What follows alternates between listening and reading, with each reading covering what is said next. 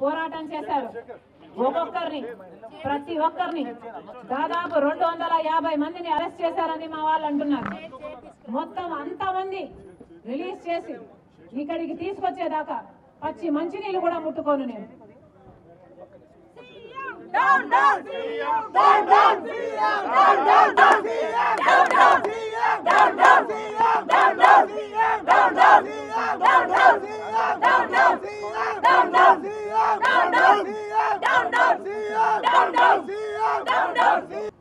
ఇంకొక విషయం, మేము 3 రోజులు నిరాహార దీక్ష చేస్తానని వారం రోజుల కింద ఖమ్మం సభలో చెప్పాం. మేము అడిగింది 3 రోజులు నిరాహార దీక్షకు పర్మిషన్. మీరు ఇవ్వాల్సింది ప్రజల పక్షాన పోరాటం చేస్తున్న వాళ్ళకి వాయిస్. మాకు పర్మిషన్ ఇవ్వకపోవడం మీరు చేసిన మొదటి తప్పు. ఇవ్వకపోగా మమ్మల్ని లాగేసేయడం మీరు చేసిన రెండో తప్పు. మూడో తప్పుగా మమ్మల్ని ఇక్కడ నుంచి లేపాలని మీరు చూస్తే నేను 72 గంటల నిరాహార దీక్ష చేస్తానని చెప్పాను, చేస్తాను.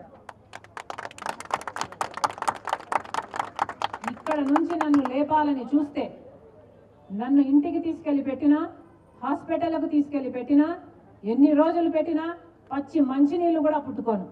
ప్రాణం పోయినా సరే నిరాహార దీక్ష చేస్తూనే ఉంటా. పచ్చి మంచినీళ్ళు ఇంట్లో కూడా ముట్టుకోను. ఇంట్లో చచ్చిపోతానేమో కానీ మీరు ఇంట్లో వదిలిపెడితే పచ్చి మంచినీళ్ళు కూడా ముట్టుకోను. నా మీద ఇంకోసారి ఇక్కడ చెయ్యి పడిందంటే ఖబర్దార్.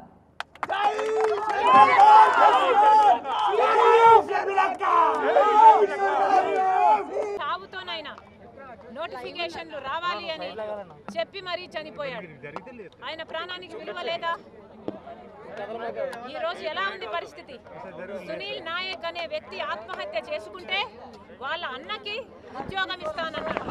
అంటే ఎవరో ఒకరి కుటుంబంలో ఆత్మహత్య చేసుకోకపోతే ఆ కుటుంబానికి ఉద్యోగాలు ఉండవని.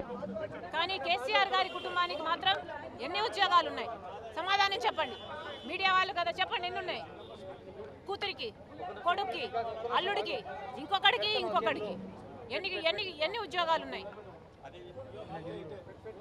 సునీల్ నాయక్ అన్నకి ఉద్యోగం ఇస్తామని మాట ఇచ్చారా?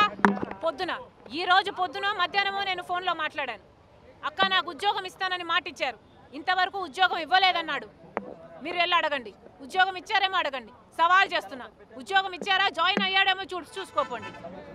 కేసీఆర్ కేసీఆర్ కేసీఆర్ కేసీఆర్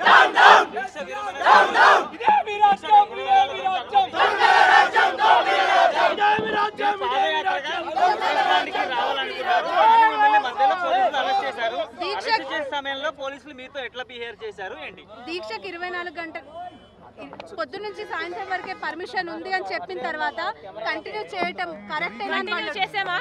కంటిన్యూ చేసామా? మేము లేసి వెళ్ళిపోలేదా? మేం కాదా లేసి వెళ్ళిపోయింది? కంటిన్యూ చేసామా? పాదయాత్రకు పర్మిషన్ ఉంది. పాదయాత్ర చేస్తామని మాకు తెలుసా, మీకు తెలుసా? అరెస్ట్ చేసే సమయంలో ఒక మహిళగా మీకు ఎలాంటి అనుభవం ఎదురైంది? అక్కడ మీ జాకెట్ కూడా చినిగిన పరిస్థితి ఏంటి, ఏం చెప్తారు? పాదయాత్ర చేయాలనుకోవడము ఈ దేశంలో ఎవరికైనా హక్కు ఉంది. రేపు నేను పాదయాత్ర చేస్తా. ఈ పాలకుల హక్కు తీసుకోవాలా? ఈ పాలకుల నుంచి పర్మిషన్ తీసుకోవాలా? ఈ పాలకులు చెప్తే నేను పాదయాత్ర చేయాలా? ఈ పాలకులు చెప్పకపోతే నేను పాదయాత్ర చేయకూడదా? ఈ రోజు చెప్తున్నాను జూలై 8న పార్టీ లాంచ్ చేస్తున్నాం. ఆ రోజునే పాదయాత్ర చేసే డేట్ కూడా చెప్తాం. మేము పాదయాత్ర చేస్తా, తెలంగాణలో పాదయాత్ర చేస్తా.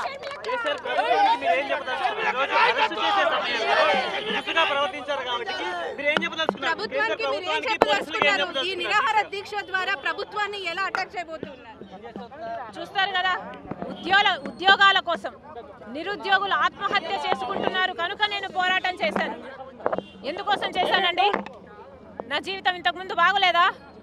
ఎందుకోసం చేశాను? ఆలోచన చేయండి, యువకులు ఆలోచన చేయండి. మీ తోడబుట్టిన అక్కగా నేను పోరాటం చేయాలనుకున్నాను. మీరు ఆత్మహత్యలు చేసుకుంటుంటే చెల్లించి నేను పోరాటం చేయాలనుకున్నాను. సునీల్ నాయక్ అనే వ్యక్తి చనిపోయినప్పుడు నాకు కళ్ళకు నీళ్ళు వచ్చాయి. అబ్బాయి బ్రతకాలని హాస్పిటల్లో నేను ప్రే చేసుకున్నాను.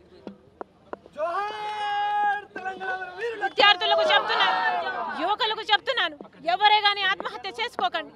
మీకోసం నేను పోరాటం చేస్తా. ప్రాణం పోయేదాకా అవసరమైతే పోరాటం చేస్తా. ఆత్మహత్యలు ఎవరూ చేసుకోకండి.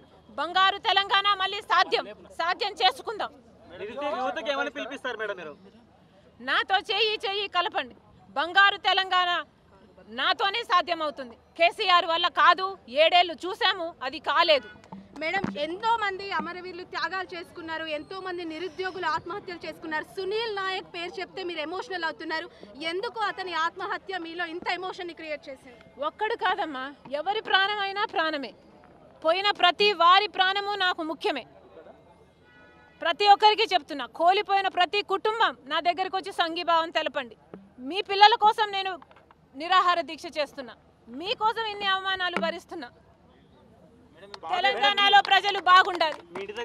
ఇదే కోరుకున్నాడు రాజశేఖర రెడ్డి గారు. తెలంగాణలోని ప్రజలు కూడా బాగుండాలి, ఉద్యోగాలు రావాలి. ఇన్ని స్కూళ్ళు పెట్టాడు, ఇంతమందిని ఫ్రీగా చదివించాడు రాజశేఖర రెడ్డి గారు. రాజశేఖర రెడ్డి గారికి తెలియదు అనుకున్నారా? ఇంతమంది చదువుకుంటే వాళ్ళకు ఉద్యోగాలు కల్పించాల్సిన అవసరం వస్తుందని రాజశేఖర రెడ్డి గారికి తెలియక చేశారంటారా? తెలిసి కూడా ఉద్యోగాలు కల్పిస్తాను నేను అన్న నమ్మకంతో చేశాడు. ఉచితంగా చదివించాడు, వాళ్ళకు ఉద్యోగాలు కూడా కల్పించాడు. ప్రభుత్వ ఉద్యోగాలే కాదు, ప్రైవేట్ రంగంలో దాదాపు 11 లక్షల ఉద్యోగాలు కల్పించింది వైఎస్ఆర్ గారు. కేసీఆర్ను సవాల్ చేసి అడుగుతున్నా, ఎంతమంది ఉద్యోగాలు కల్పించారో చెప్పండి.